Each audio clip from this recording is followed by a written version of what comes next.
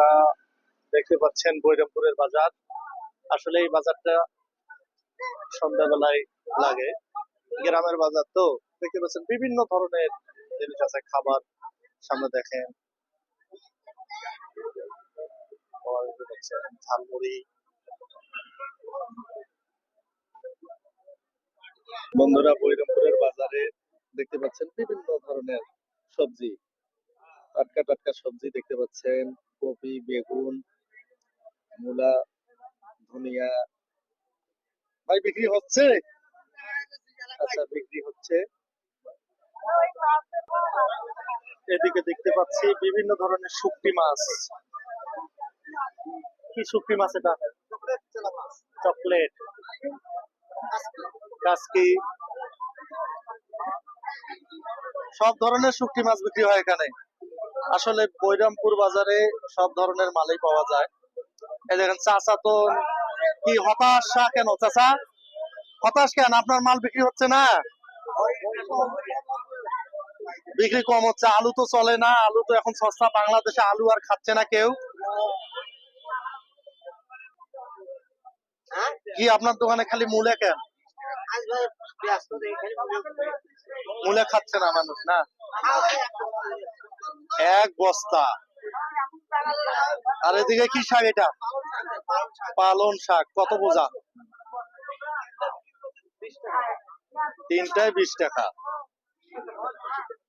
গ্রামের হাট।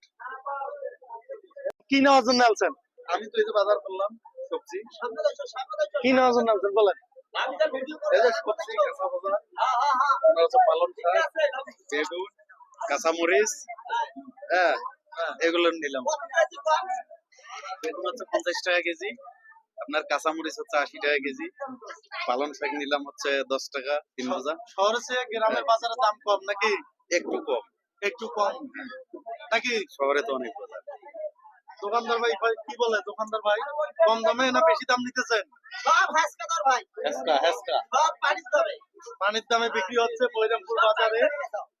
আপনারা যারা যারা আছেন বড় বড় শহরে না যা, এই এলাকার লোক বৈরামপুর বাজারে আসবেন। সব টাটকা জিনিস পাওয়া যায় এখানে। বুঝতে পারছেন বন্ধুরা? তো দেখছেন আলুর কথা বললেন, আলু চলে না।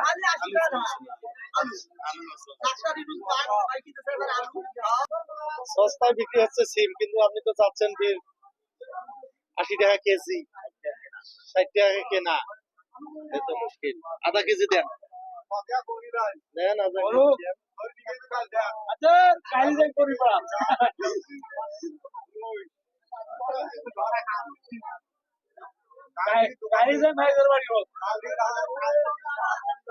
ভাইরাল হওয়া যাবে না? ভাইরাল হয়েছে।